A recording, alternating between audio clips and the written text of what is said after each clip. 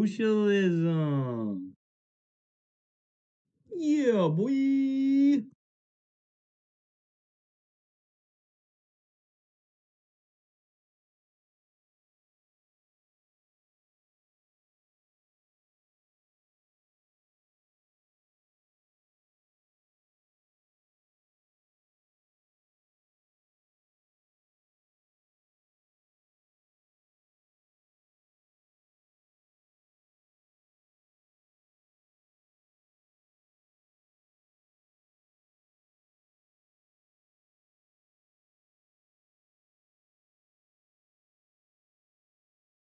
Oh, Mike, that's not good. Oh, there we go.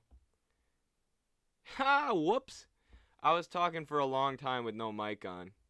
Can you hear me now?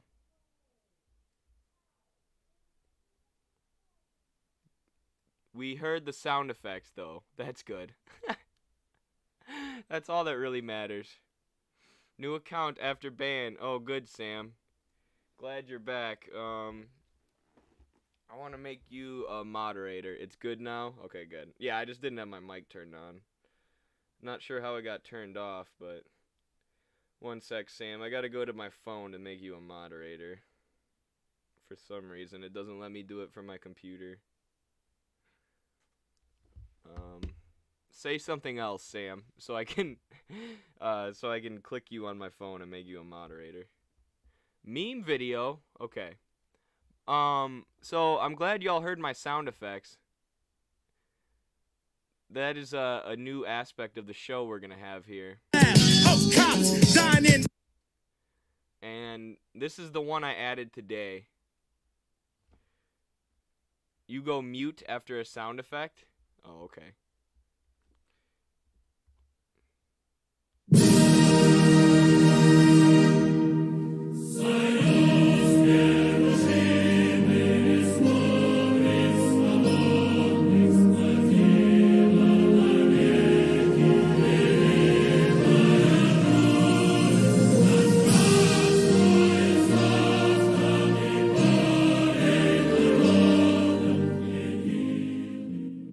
So anytime somebody says something based, we can play the Soviet anthem now. Can I add more emotes? Yes, I certainly can. And that kind of stuff will be coming soon. That we're gonna be doing more emotes, more sound effects, just more stuff to make to bring up our production level. Make our production level better and better each time. I also bought a capture card so we can do gaming. So we're taking the stream to the next level, folks. So I'm glad you're all here. All rise for the national anthem. Darn right. So does my voice sound good? Everything sounds alright? If it does, we'll start reacting to videos. Yeah, boy. Yeah, boy. Thank you for following. Oh, my alert didn't pop up when someone followed me. That's interesting. Voice is good. Alright, solid. Thank you. Level up. You're darn right. So what do we LA, yo, Dragas. Forever 21? Abolish. Okay, let's see here.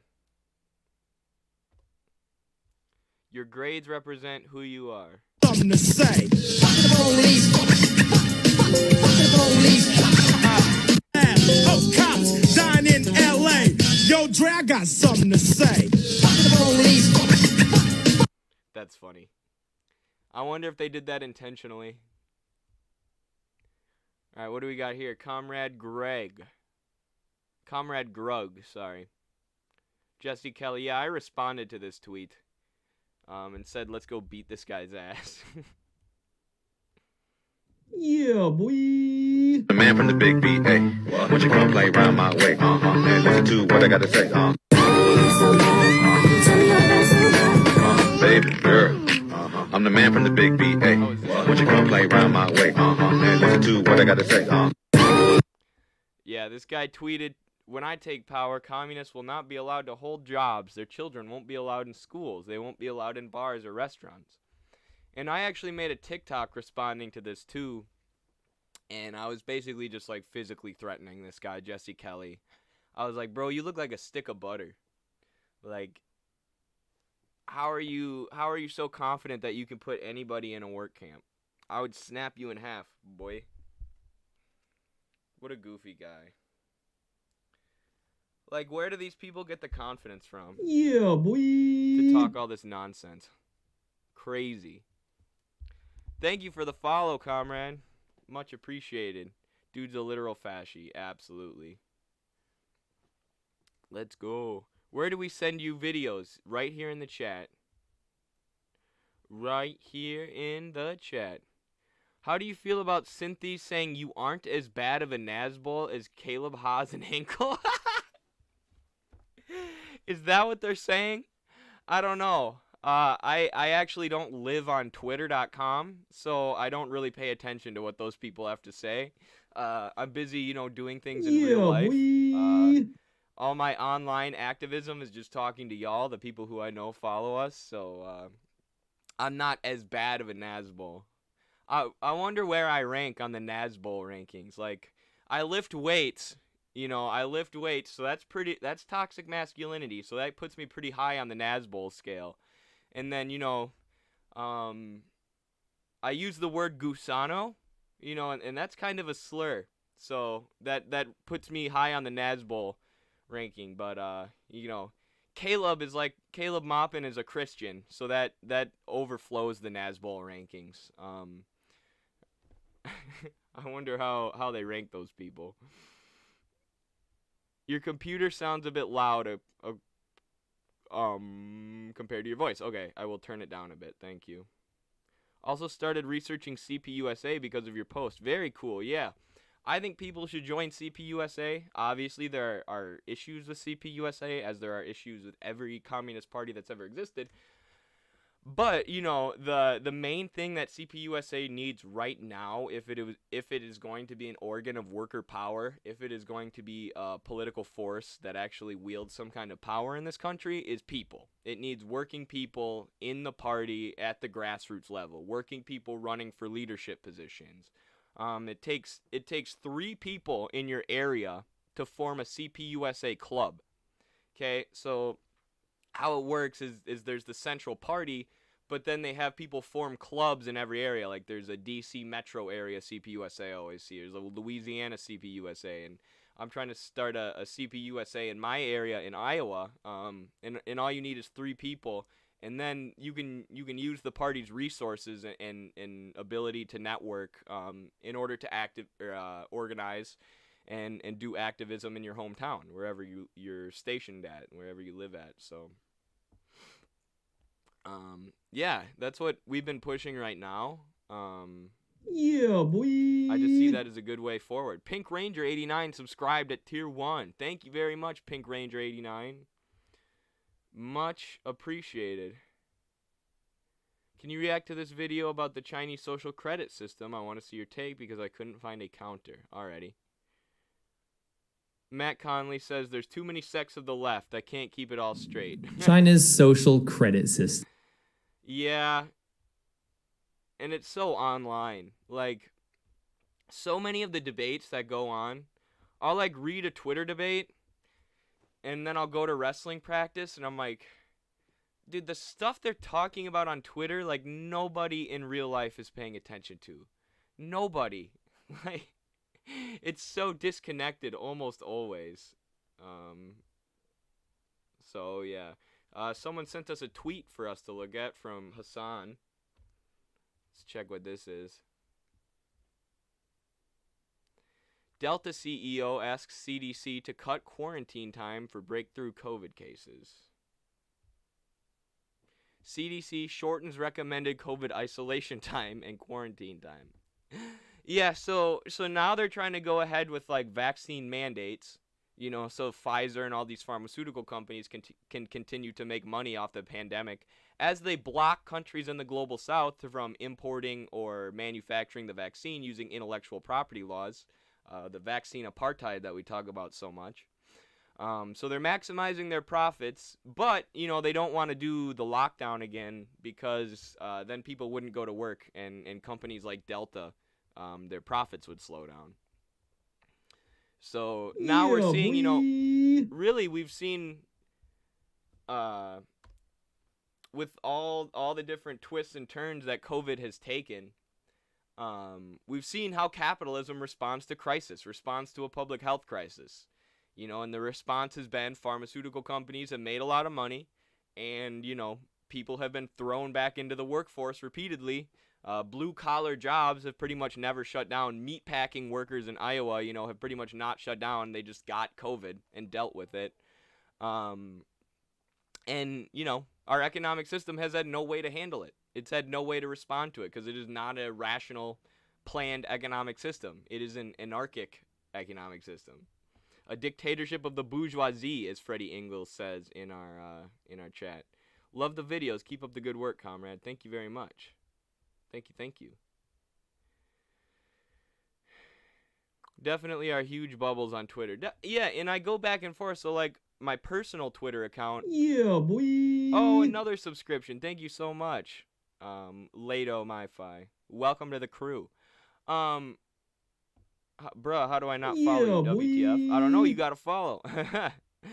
Welcome to the squad. Yeah, so, like, I go back. So, the Midwestern Marx Twitter was the one I, like, checked forever. And I didn't check my personal Twitter for, like, a year. But on my personal Twitter, I was still following, like, DSA people, like Bernie people. And then on my Midwestern Marx Twitter, I was following, like, Marxist people. And when I go back and forth, I realize both are just, like, separate online bubbles of people saying the same things over and over and over and over and over again and reacting to the whatever, you know, comes out of the news, whatever hot button news story there is. Oh, hype train. Let's go. Hype train.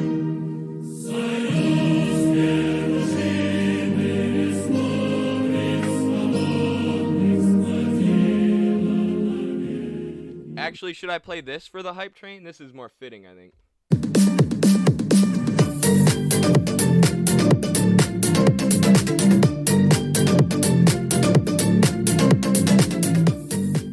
Someone says dialogue loops on Twitter. Yes, that's basically what it is. That's basically what it be. Hospitals can be expensive, but oh my gosh, this is crazy. Look at this. The CDC. Yeah, boy. Hospitals can be expensive, but COVID-19 vaccines are free. True. And if you live in the U.S., you should get the COVID vaccine. But why are hospitals so expensive? Why is this what we have to tell people in order to get them vaccinated? Hey, you don't want to go broke from having to receive medical care, do you? Because for-profit hospitals and for-profit insurance companies are going to rob you if you get sick. Better take the vaccine. Better take the vaccine that the government bought using your tax dollars from Pfizer for you. This is insane, and this is, you know, people know I'm getting my graduate degree in healthcare administration right now. This is the kind of stuff I'm talking about. It's not even just the insurance companies, right? The insurance companies are horrific. Yeah, boy. Thank you, everyone, for the follows and subscriptions. The insurance companies are horrific, right? They have nothing to do with actually providing healthcare. Insurance companies are a mafia-like middleman who stands in between you and your healthcare and robs you. Okay, so they're the worst part of the system. But, like, the hospitals are for-profit. The pharmaceutical companies are for-profit. The ambulance manufacturers are for-profit. The companies who manufacture, like, hospital equipment and computers and the things they use are for-profit. And they all have their hands in how medical studies are conducted. They're all, they have major control via lobbying and donations of organizations like the CDC, which are supposed to be public organizations working for the, you know, the benefit of the public health. They're largely co-opted or even were created in the first place at the behest of these profit-driven corporations who control our entire healthcare system. And this is why our COVID response has been so crappy compared to countries like Cuba, who were able to have a more rational nationwide plan for their response to COVID. Crab, yes. Hi, Eddie. Hope you're having a wonderful day. I am. Thank you. I hope you're having a wonderful day as well.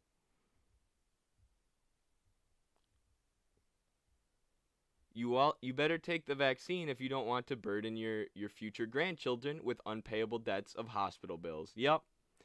Yeah, don't take the vaccine so you can be healthy and not spread the pandemic, and we can move forward after, out of this pandemic as a society. Take the vaccine so you don't go broke. Otherwise, American hospitals are going to rob you. That is the American way. It's hardcore that Biden's response at this point is take vaccine or die. Die or go bankrupt. Meanwhile, when the president got COVID, he was treated at the most high-end hospital in the country. The most over-the-top military hospital in existence. Okay, time for some clarifications on my Interesting video on laziness. Interesting. I will check that out at some point for sure. How does China's social credit system works? I don't think this video looks like complete nonsense on China's social credit system, but I might react to that. I'm not an expert on their social credit system though. I just know it's mostly aimed at businesses. So the first comment I saw in that video, whoever sent me it, was I have a friend in China and they told me they could watch certain videos, or there's only certain videos they can watch if their credit score goes so high. Like, that is completely untrue. That is not how the social credit system works. It doesn't even target individuals like that. It mostly targets small businesses and businesses in general in their business contracts and business transactions to make sure that they're more transparent and honest. And if businesses are more honest in their transactions, then they In total, they get a higher social credit score. It's just the Chinese Party of Communists controlling the bourgeoisie in China, the same way that we should do in the U.S. Bro, we have a social credit system here in the Western world, too. It's called a credit score, LOL. Yeah, and a credit score actually works more similar to what people think China's social credit system is, right? Like, a credit score actually limits whether or not you can buy a house. A credit score really, really limits whether or not, you have access to things that are considered like basic necessities of life, whereas China's social credit system does not work like that. So, very interesting. Oh, we have this Candace Owens video of Trump. Yes, this is a hilarious video where Candace Owens actually made Trump look good. Vaccine is one of the greatest achievements of mankind. And I came up with a vaccine, with 3 vaccines. All are very, very good. Came up with 3 of them in less than 9 months. It was supposed to take 5 to 12 years. And yet more people have died under COVID this year, by the way, under Joe Biden, than under you. And more people took the vaccine this year. So people are questioning how... Well, no, the vaccine worked, but some people aren't taking it. The ones... She got so mad there. He goes, the vaccine worked, and she goes, yeah. And yeah, the vaccine hasn't been as effective as they thought in preventing people from getting COVID. But talk to any health professional or look at any statistic. The vaccines, people who take the vaccine, when they get COVID, it's not as bad, right? It's not as bad. And for old people, for old crusty people like Trump, who could probably die at any second, it's a big deal. He's not jumping on board with this vaccine denialism that's so popular amongst young Republicans, where they're just like, whatever, who cares if the old people die of COVID? Trump's like, no, the vaccines work. The ones that get very sick and go to the hospital are the ones that don't take the vaccine. Wow. But it's still their choice. And if you take the vaccine, you're protected. Look, the results of the vaccine are very good. And if you do get it, it's a very minor form. People aren't dying when they take the vaccine. What about the masking of children? That's a big one for moms right now. She's mad. So she's like, what about masking kids? Can we get you to join our anti-science campaign in some way? I'm a total grifter who has no principles. Can you just agree with me, please? Please, Don? Please? Terrible thing. I don't like to see the kids with the masks on. They're sitting in school. They have a hard enough time sitting in school. Looks like China. I've been to China. What? Just like China. I've been to China. Good for you, Candace. Just like China, they wear masks in China. Yeah, they did everywhere in the entire world. It was a global pandemic. And yet China's education system's a hell of a lot better than ours. You know what? They're rated number 2 or 3, and we're rated number 44.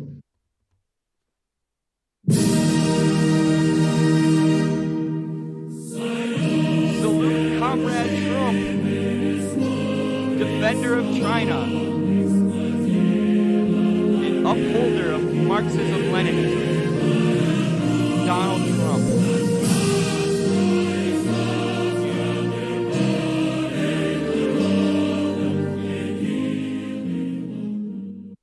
Based Trump moment. But masking children, I mean, No, it's bad. the way it looks, right? It doesn't look like a free country. I'm against it. It doesn't look like a free country, because China. Contrast with what many people Get may exposed that hard by Trump? Oof. I mean, oof. You just got wrecked by Trump. Like, you're a Republican grifter. Your whole job is to just genuflect at the altar of power. You know, to just say random stuff against Joe Biden in favor of the Republicans. And even Trump made you look bad. Like, you couldn't even get Trump to join in with your nonsense and shit on Joe Biden because you're so full of shit, Candace Owens. A dub for Trump.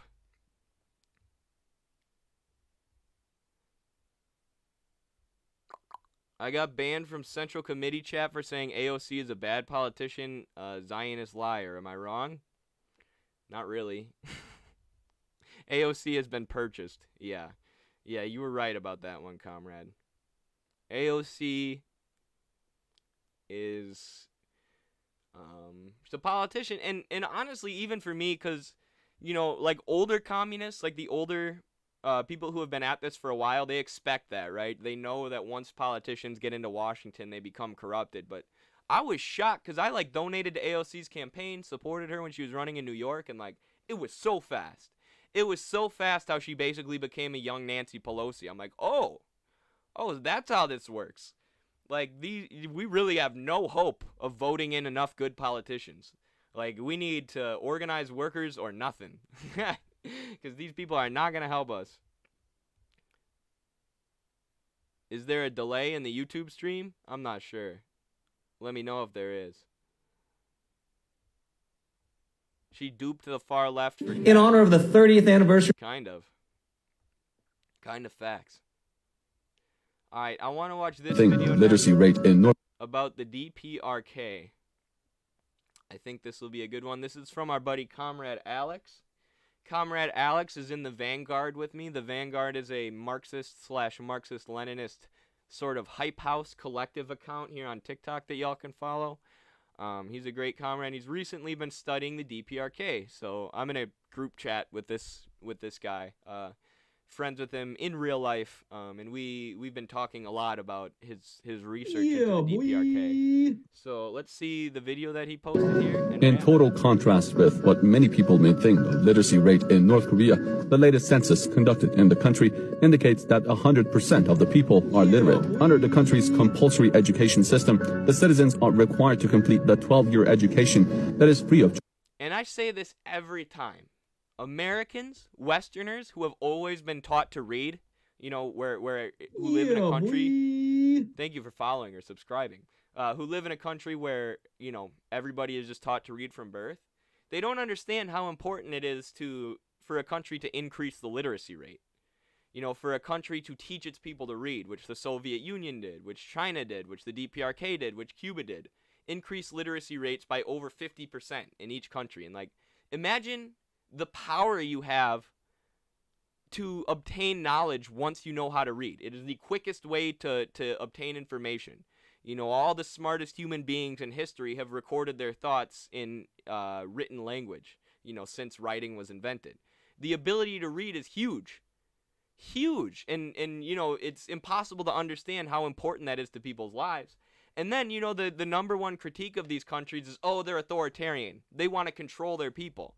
The best way to control people is to keep them stupid, right? You don't educate people who you want to just control. You don't teach people to read if you just want to control them. You know, you teach people to read if you want them to flourish and develop themselves, which is what the DPRK has done.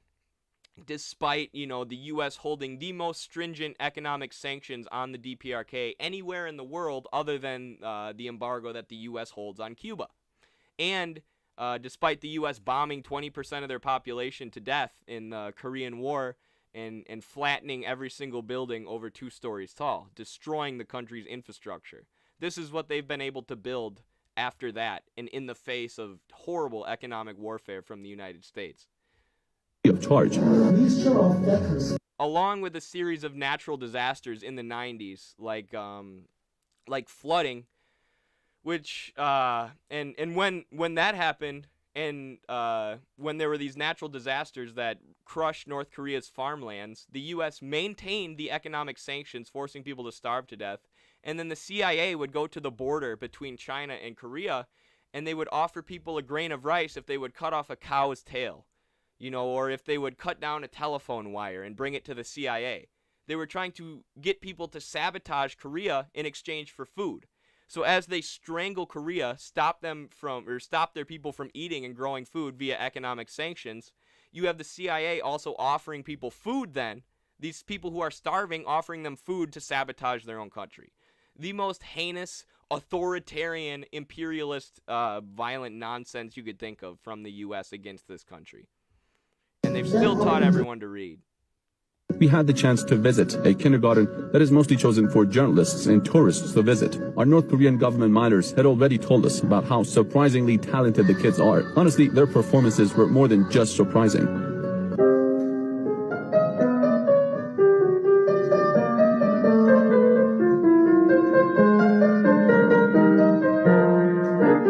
The motto for the kids in North Korea is "We are the happiest in the world." They take their obsession for perfection in live performances to another level in a place called Children's Palace in the capital, Pyongyang.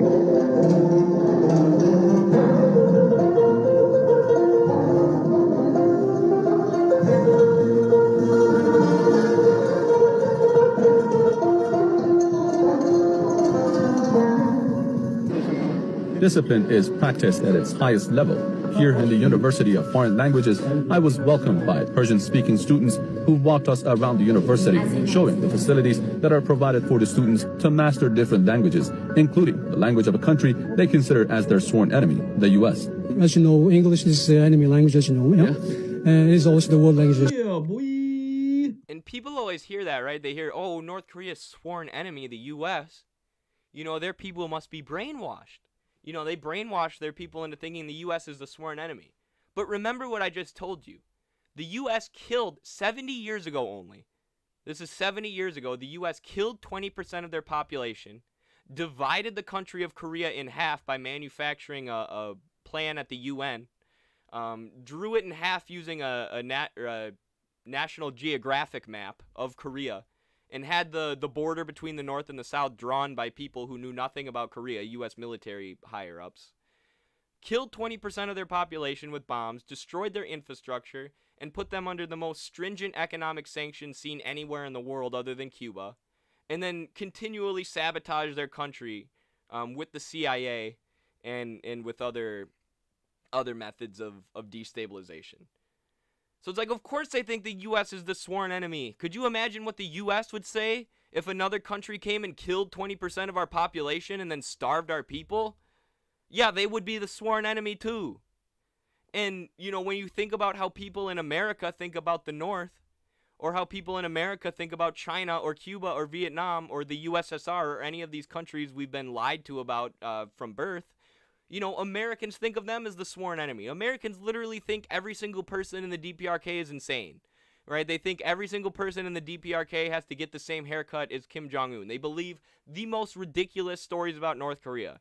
Yeonmi Park said that in North Korea, they live off a constant diet of rats. Humans eat the rats, and then the rats eat the people, and then the humans eat the rats again. It just goes in an endless cycle like that. That's impossible. That is literally physically, scientifically impossible. You can't have a human rat-eating cycle that goes on endlessly. Unless they were just like, they had massive rat agriculture and all they were raising up for people to eat are rats. I mean, but, Americans are so brainwashed, we believe these nonsensical stories about Korea, And then we believe they're the brainwashed ones. Like, no, they just don't like us because we killed 20% of them. They have every reason to not like us. So many people in our country, they are learning English, and they also learn what kind of culture English-speaking people have. Okay, and but what we are doing is that we are letting them know what kind of culture they have, but we are teaching them what is good and what is bad. The 25-year-old Lee Yun-won tells me about her motive behind learning English alongside Persian.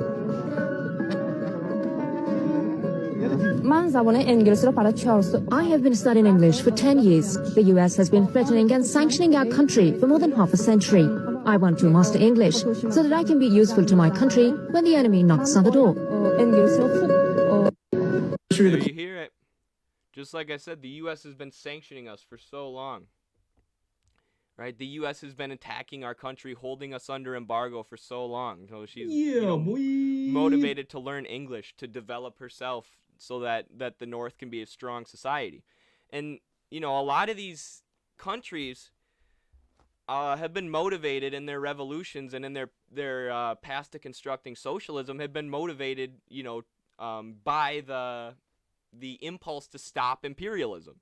Right? So like the DPRK looks at the history of what the U.S. has done to their country, and that's very motivating for the people. These people killed 20% of us and they've held us under strict economic sanctions ever since. I want to develop myself and be as strong and as useful as possible in defending my country from that. It's quite inspiring, actually. Communism hasn't won until we have the human rat-eating cycle. Yes. That is what eco-socialism is, everybody, when we just live off a diet of complete rats. Ugh. I totally agree with you, man, but they lack freedom of speech and freedom of expression. You can get sacked for speaking out. You have to mention the good stuff of that too, right? Who do you know that's gotten sacked in North Korea for speaking out?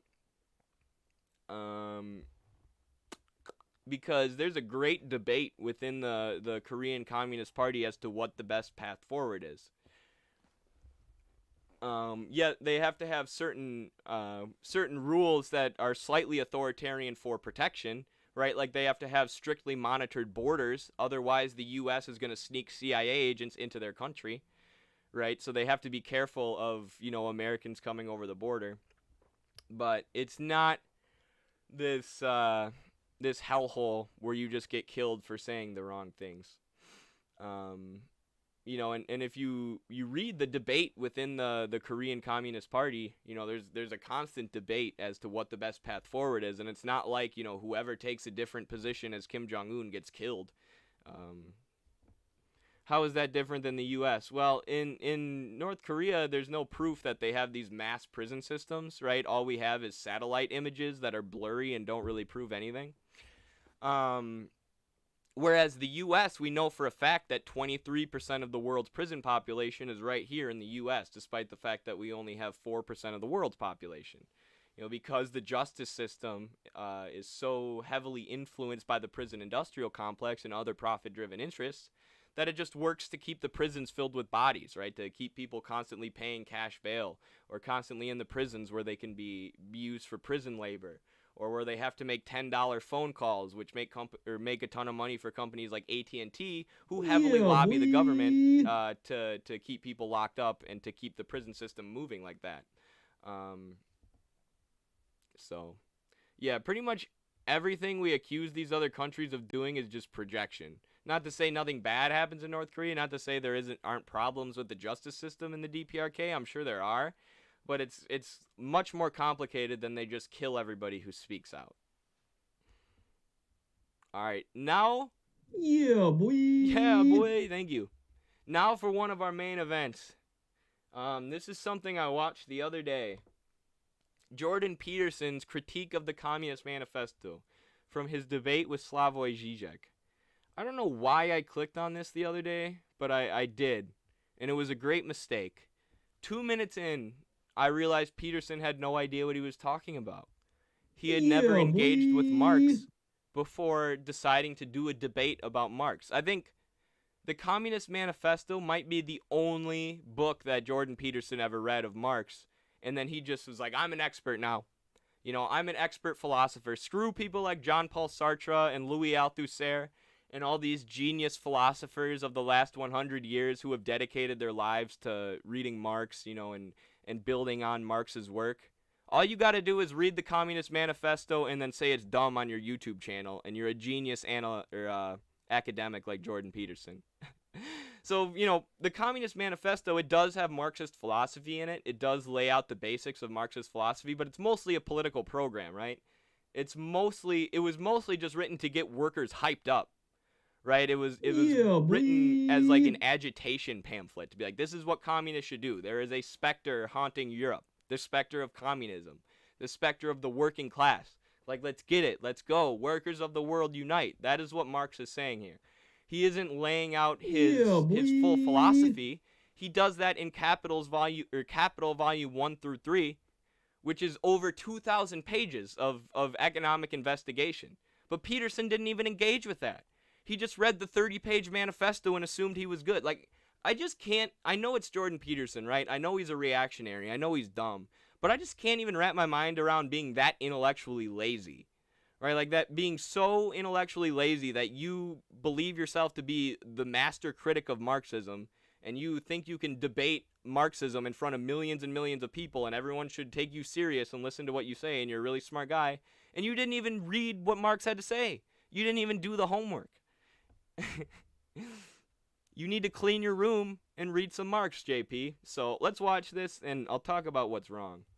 Instead was returned to what I regarded as the original cause of all the trouble, let's say, which was the Communist Manifesto. And what I attempted to do... The original cause of all the trouble was the Communist Manifesto. Really? It was the one pamphlet that Marx wrote, not his entire philosophy, not the bulk of his philosophy. The main problem was just that one book, the Manifesto. Because that's Marx, and we're here to talk about Marxism, let's say. And what I tried to do was read it. And to read something... He also tries to sound so smart with his speech patterns. It annoys me so much. And so many academics do this, like, oh, yes, we're here to talk about Marxism, let's say. And let's say if I never read Marx, these are my problems with it, let's say. And one thing that Marx never considered was human nature, let's say. You're not smart. You're not saying anything smart or interesting. You don't just follow the words and follow the meaning, but you take apart the sentences and you ask yourself at this level of phrase and at the level of sentence and at the level of paragraph, is this true? Are there counter... Thank you for explaining how reading works. I put multiple words together and then that makes a sentence. I'm kind of a crazy genius. Yeah, I know how to read, Jordan. Arguments that can be put forward that are credible. Is this solid thinking? And I have to tell you, and I'm not trying to be flippant here, that I have rarely read a tract. Now, I read it when I was 18. It was a long time ago, right? That's 40 years ago. But I've rarely read a tract that made as many errors per sentence, conceptual errors per sentence, as the Communist Manifesto. It was quite a miraculous reread. It was interesting to think about... And that's a classic debating trick, too. So you make an appeal to, you know, he hasn't gone into the specifics yet. He's just said, in the abstract, you know, there's nothing, or the Communist Manifesto just makes all these conceptual errors. You know, an abstract claim, and he's going to go into his evidence here soon, but his evidence is super faulty, you know, and he's setting the stage by making this broad claim about the manifesto just to get people to think it's ridiculous. You know, Marxism is so ridiculous, you shouldn't take it seriously, you know, you shouldn't take the time to study it, which is largely the strategy of the ruling class, right? They just tell you that Marxism never worked, it never worked, it never worked, don't even read it, because they know if you read it, you're going to realize it makes a lot of sense, and it shows why our system is so messed up, and why capitalism has so many contradictions, and you're going to go, oh, I'm a Marxist. So they just say, don't read it, doesn't make sense, you know, none of the concepts make sense. Please, please, please, please don't read the manifesto. Please don't read Marx. About it psychologically as well, because I've read student papers that were of the same ilk in some sense, although I'm not suggesting that they were of the same level of glittering... And then that's... literary brilliance and...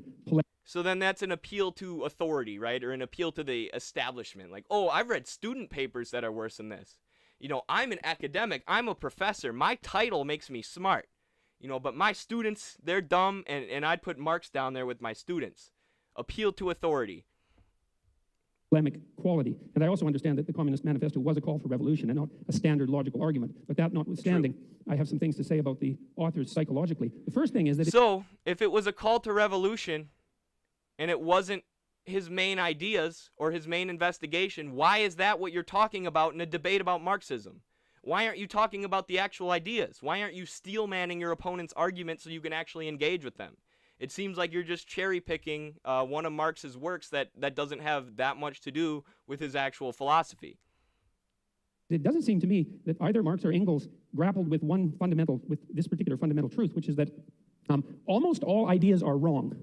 And so and it doesn't matter if they're your ideas or someone else's ideas, they're probably wrong. And even if they strike you with the force of brilliance, your job is to assume, first of all, that they're probably wrong, and then to assault them with everything you have in your arsenal and see if they can survive. So that is so insane to me.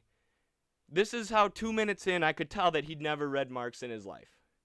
Because Marx and Engels, when they started espousing the philosophy of materialism, meaning the concrete world around us is real, and we can investigate it using our sentences, the implication then is ruthless critique of everything.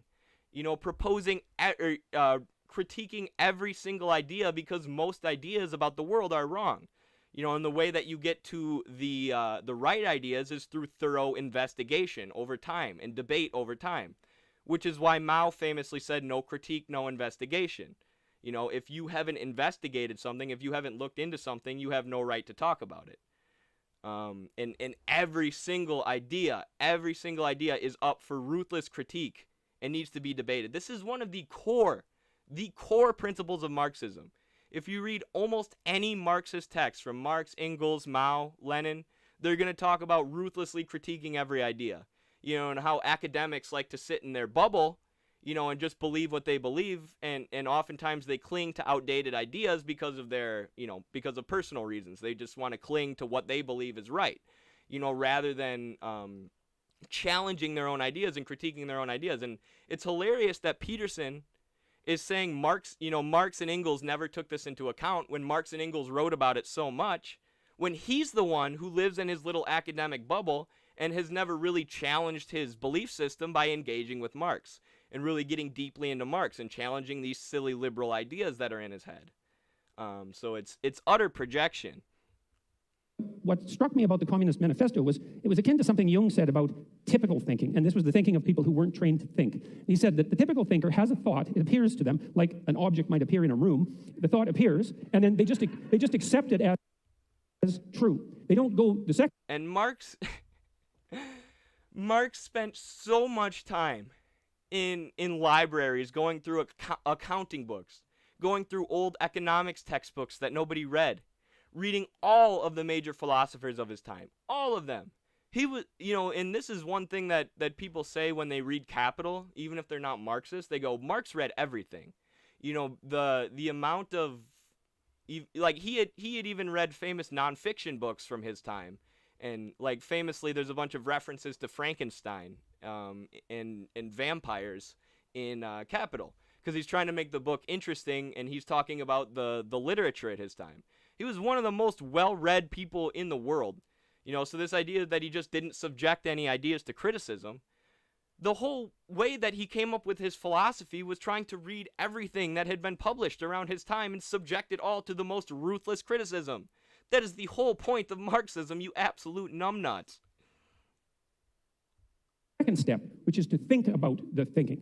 And that's the real essence of critical thinking. And think so about that's what we try to teach people. That's the Marxist method, is to say, how do we think about things? How do we engage with things? Please, just read the German ideology. 2 pages of the German ideology would have told you this, Jordan. That he's literally saying, how do we engage with things? How do we think about things? And what he does is critique idealism. He critiques the ideas we construct in our head, and this idea that, we come up with our ideas in our head, and then, we emit them onto reality, right? The ideas in our head then become reality. Marx says, no, it is the opposite. It is humans who exist as material beings within reality, right? And reality is real. We can sense it and touch it using our human senses, and we can interact with reality using human labor. So then, as philosophers and historians and people studying politics, when we look at society and analyze society, we need to understand it that way. We need to understand that humans are interacting with the world based on their, or using labor. And then human societies then can be built around that labor and on the production of goods. He's literally talking about how humans think, and you're saying Marx never took into account how they think. He just thought all ideas were correct. Fool. University is to read a text and to think about it critically, not to destroy the utility of the text, but to separate the wheat from the chaff. And so what I tried to do when I was reading the Communist Manifesto was to separate the wheat from the chaff. And I'm afraid I found some wheat, yes, but mostly chaff. And I'm going to explain why. Please get into it. Please stop meandering. You're so annoying. To be short order. So I'm going to outline 10 of the fundamental axioms of the Communist Manifesto. And so these are truths that are basically held as self-evident by the authors. And they're truths that are presented in some sense as unquestioned. And I'm going to question them and tell you why I think they're unreliable. Now, we should remember that this tract was actually written 170 years ago. That's a long time ago. And we have learned a fair bit from since then about human nature, about society, about politics, about economics. There's lots of mysteries. Human nature, basic economics. You're a middle schooler. You're a middle schooler masquerading as an intelligent academic. To be unsolved, but left to be solved, but we are slightly wiser, I presume, than we were at one point. And so you can forgive the authors to some degree for what they didn't know, but that doesn't matter given that the essence of this doctrine is still held as sacrosanct by a large proportion of academics. Probably are among the really most. Not. The manifesto is not an academic text. I mean, maybe these truths he's about to list are held as true by academics, but like academics don't study the manifesto. I mean, they have, but it's like I said, it was a political program that's 30 pages long. Academics study Capital, a book that Jordan Peterson probably couldn't get through. What would you call guilty of that particular sin? So here's proposition number 1. History is to be viewed primarily as an economic class struggle. All right, so let's think about that for a minute. The first of all is the proposition there is that history is primarily to be viewed through an economic lens, and I think that's a debatable proposition because there are many other motivations that drive human beings than economics, and those have to be taken into. And Marx talked about that too. The superstructure conditions the base. Economics are the base because, like I explained to you, Jordan, humans interact with the environment around us through labor. Right, we use our hands and our brains to turn like trees into wood, and then we use that wood to build houses, right? And that creates civilization. So, you know, civilization is based around the production and reproduction of human life, which requires human labor.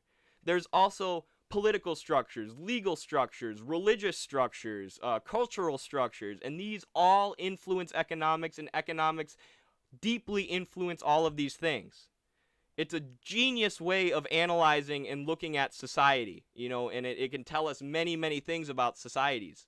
And never does Marx say that it's only economics, right? It's only economics that causes society to change, right? That is never something Marx even gets close to saying, right? The base conditions the superstructure, and the superstructure conditions the base, you know, but what's important is that all societies are based around economics, and capitalism is based around an exploiting class who doesn't work yet takes all the money, and an exploited class, the majority of society, who works and has their money taken from them, has the surplus value of their labor taken from them. And that is an incredibly irrational way and anarchic way to analyze or to organize society. Into account, especially that drive people other than economic competition, like economic cooperation, for example. And so that's a problem. The other problem is that it's actually not. What does he say there? I want to listen to that again, because Marx talks a lot about economic cooperation. There are many other motivations that drive human beings than economics, and those have to be taken into account, especially that drive people other than economic competition, like economic cooperation, for example. And so that's a problem. Marx has a whole chapter in Capital called Cooperation. It's basically just about the beginning of economic cooperation, like the very beginning, like when humans first started organizing themselves into societies to cooperate, and then how under feudalism, you know, you had the formation of these manufacturing guilds, basically like guilds that created clothing and you know, iron goods or bronze goods, depending on what point in human history it was. And those cooperative manufacturing guilds are what became later under capitalism the factory, right? The factory system, which caused or led to more cooperation, right? Led to a mass concentration of workers in the cities cooperating together to make a profit for the capitalist.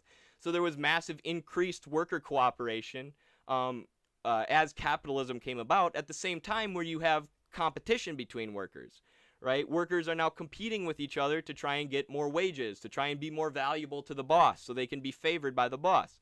So you have this contradictory motion where there's more cooperation in the labor, but there's also more competition. And this is something Marx talks about a ton. And again, he's so confidently up here in front of thousands, millions of people saying, oh, Marx never took cooperation into account. Like, just do a Google search, homie. The other problem is that it's actually not nearly a pessimistic enough description of the actual problem, because history, this is to give the devil his due. The idea that one of the driving forces between history is hierarchical struggle is absolutely true. But the idea that that's actually history is not true, because it's deeper than history. It's biology itself, because organisms of all sorts organize themselves into hierarchies.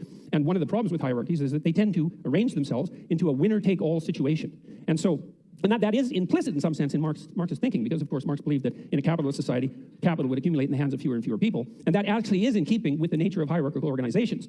Now, the problem with that isn't so much the fact of so there's accuracy in the accusation that that is a eternal form of motivation for struggle, but it's an underestimation of the seriousness of the problem, because it attributes it to the structure of human societies rather than the deeper reality of the existence of hierarchical structures per se, which, as they also characterize the animal kingdom to a large degree, are clearly not only human constructions.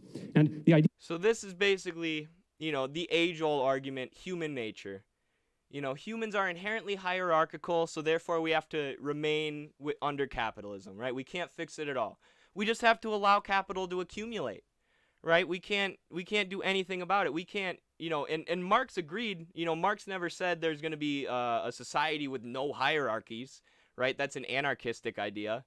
But capitalism is incredibly irrational. Capitalism continually concentrates wealth in fewer and fewer hands and allows wealth to accumulate and accumulate and accumulate, and allows the people who own that wealth to control entirely our political systems, our legal systems, our justice system.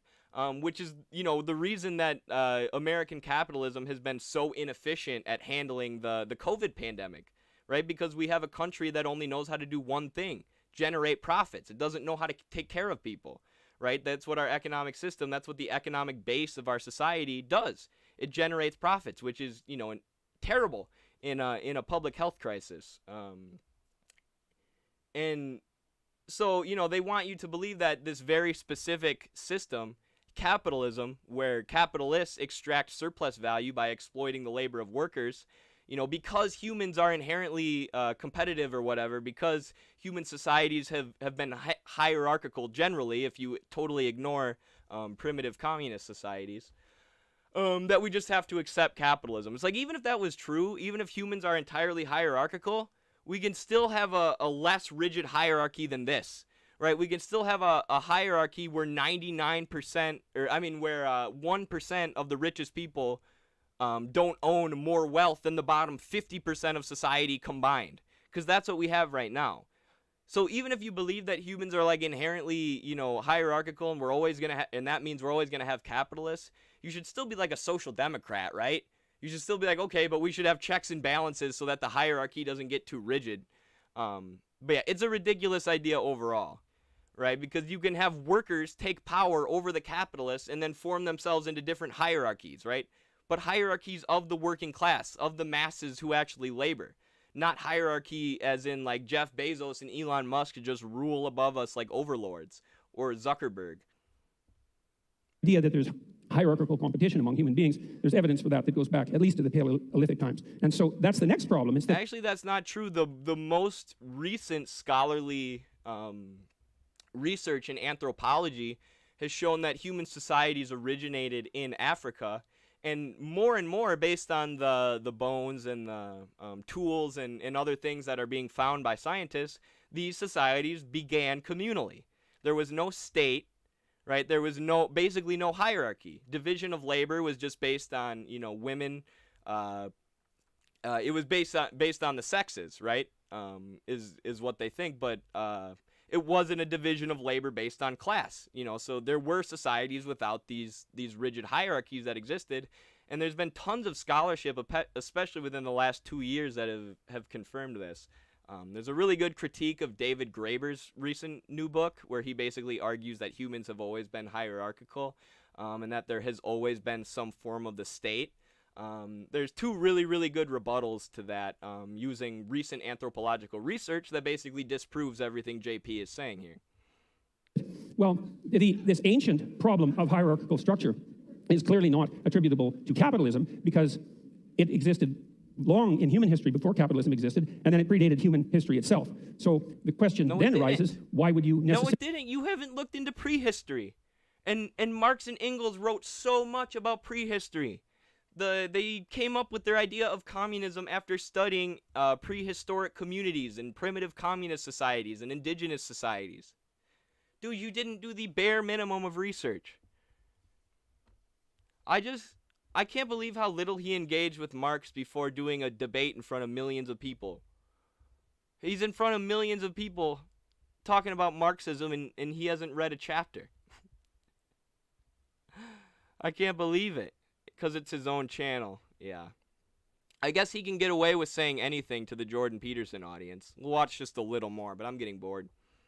Necessarily, at least implicitly, link the class struggle with capitalism, given that it's a far deeper problem. And now, it's also, you've got to understand that this is a deeper problem for people on the left, not just for people on the right. It is the case that hierarchical structure, you necessarily, at least implicitly, link the class struggle with capitalism, given that it's a far deeper problem. And now, it's also long in human history before capitalism existed, and then it predated human history itself. So the question then arises, why would you necessarily, at least implicitly, link the class struggle with capitalism, given... Oh my God. Did he really just say that? Did he really just say, because class struggle has always existed, why would you link it with capitalism? Because that's the system we live under. Because that's the system that was emerging and coming about when Marx was writing. So if the class struggle has existed for all of human history in all of these different economic systems, it's still going to exist under capitalism. And that's what Marx is saying, you idiot. He's saying that human societies progress through different modes of production. And there was class struggle under feudalism. You know, there was class struggle under slave societies. And class struggles and class uprisings are what led to societal changes. What led to major societal changes. Look at the French and American revolutions. Were class struggles that overthrew feudalism, or the Bolivar's revolution in Latin America. These were class struggles that led to the end of feudalism. So if class struggle has always existed, and you admit that, it's going to exist under capitalism too. And Marx, that is one of Marx's main points, is that societies progress through different modes of production, not just capitalism. But right now, that's not going to stop. The class struggle is going to continue, and we're going to continue advancing through modes of production out of capitalism. Just like we've advanced out of modes of production through all of human history. I cannot believe he just said that. I'm glad we kept going with this video, because that was the most absurd thing he said so far. That it's a far deeper problem. And now, it's also, you've got to understand that this is a deeper problem for people on the left, not just for people on the right. It is the case that hierarchical structures dispossess those people who are at the bottom, those creatures who are at the bottom, speaking, say, of animals, but those people who are at the bottom, and that is a fundamental existential problem. But the other thing that Marx didn't seem to take into account is that there are far more reasons that human beings struggle than their economic class struggle, even if you build the... Marx didn't take into account. All right, if anyone still believes this nonsense, we have a whole video on it about why Marxism isn't reductionist and why Marx doesn't just base everything on the class struggle. This is one about it, Studies Beyond the Unilateral Theory of History. Is Marxism reductive, though? This is the one that talks about how Marx doesn't say it's only economics that move history, right? He says that economics are the base of society, but that means that economics influence political, legal, religious, cultural structures, but the political, religious, legal, and cultural structures also influence economics. It works both ways. So this argument that Marx was reductive and he thought only economics were what drives society and change society, anybody who argues that is a fool who hasn't read Marx and is talking out of their ass. And that's exactly what Jordan Peterson is. hierarchical idea into that, which is a more comprehensive way of thinking about it, human beings struggle with themselves, with the malevolence that's inside themselves, with the evil that they're capable of doing, with the spiritual... I wonder what Zizek is thinking right now. He's gotta be like, what is this man on? How am I even supposed to respond to this? And Zizek was a coward in this debate, low-key. Zizek should have flamed this man. He should have showed no mercy. And psychological warfare that goes on within them. And we're also actually always at odds with nature. And this never seems to show up in Marx. And it doesn't show up in Marxism.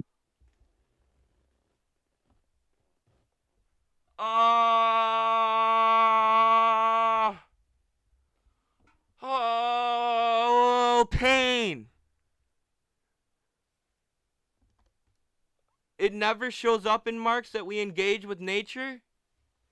What about the whole purpose of Marx? Everything Marx ever wrote is about human labor, which is how humans use our material bodies to interact with nature. And Marx even talks about metabolic rift in the natural processes, which nowadays has spurred a whole nother field of thought called Marxist ecology.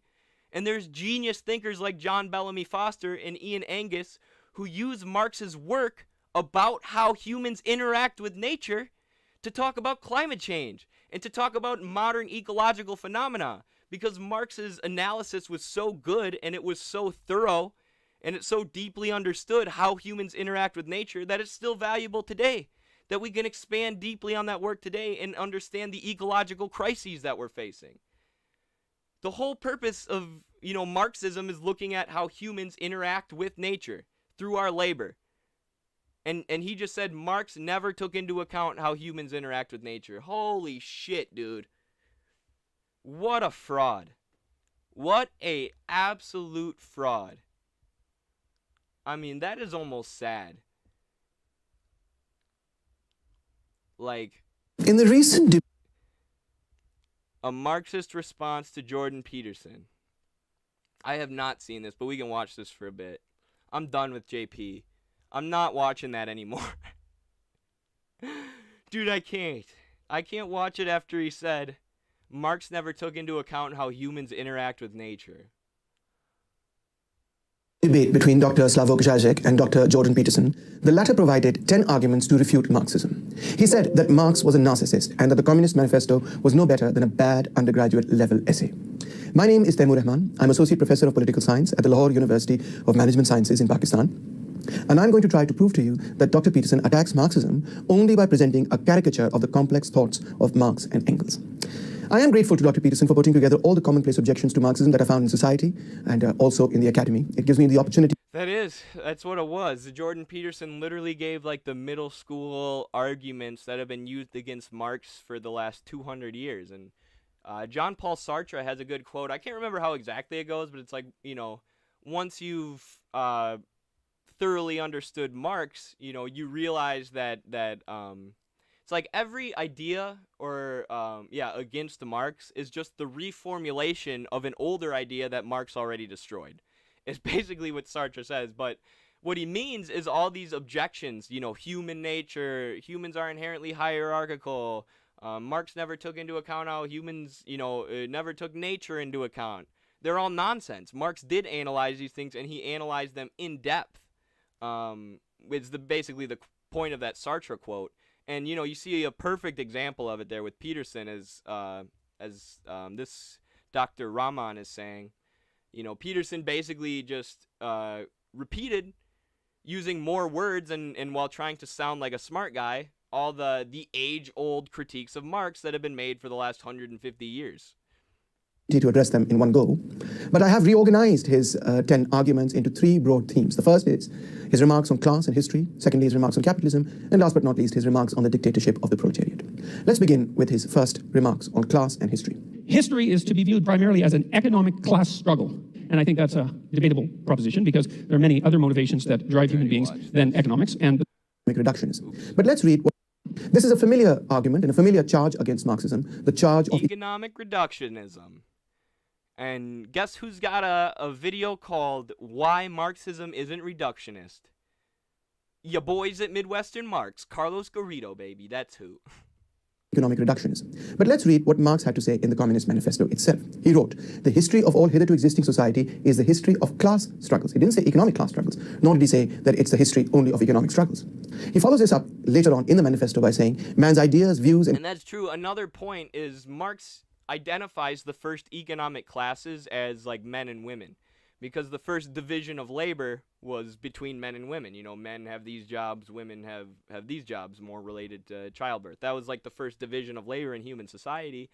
And human societies began as matriarchal, right? Because they didn't have monogamous marriage, because people had multiple sexual partners within the community, you couldn't tell necessarily which kids belonged to which men. But you could always tell which kids belonged to which women because women birthed the kids. So lineage was traced through the woman, which made those societies matriarchal rather than patriarchal.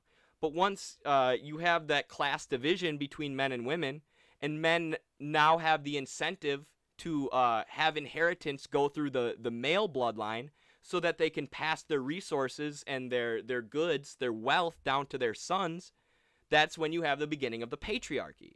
So the class antagonism that is created by the division of society into two classes causes a class struggle, which leads to changes in society.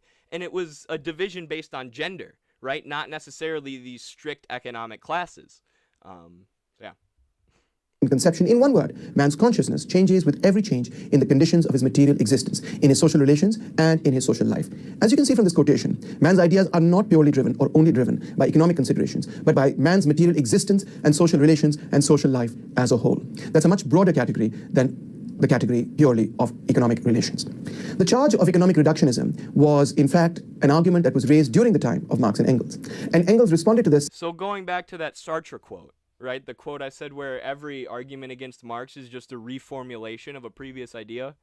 That's what he's basically saying right here. This was, you know, a charge that people were making in Marx's time. Marx engaged with this heavily. Jordan Peterson just never read Marx like a middle schooler.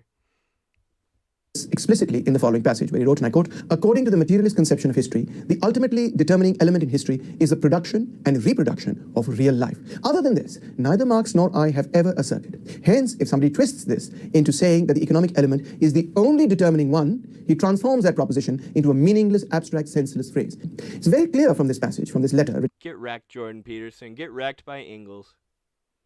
So that's what, you know, that's what Jean-Paul Sartre means. He doesn't mean Marx is a god. He doesn't mean Marx has answered every single question that humans have ever asked. What he means is these lame arguments made by people like Jordan Peterson are things that Marx and Engels engaged with thoroughly, right? And oftentimes these accusations against Marx, like he never took human nature into account, are just lies, right? Are just smears of his actual work. Written in 1819, that Marx and Engels never proposed that economic motivations are the only motivations that explain history or politics. Beautiful. I'll have to watch that whole video later. But for now, I got to get heading to work, y'all. This is a great stream. Now that we're streaming on YouTube, we had much more followers than we've ever had, or much more viewers. Thank you for all the moderators for hanging out with us and helping to moderate this stream. I will be back, likely not tomorrow. Sorry. I will be back Thursday or Friday. Can't stream tomorrow. I'm going to be on a recruiting trip in La Crosse, Wisconsin. But, yep. Thank you all for hanging out with me. Marxismo, Leninismo says, see ya, Eddie. See ya. Good stream. Thank you very much. Appreciate it, everyone. I'll be uploading that Jordan Peterson video here soon before I go to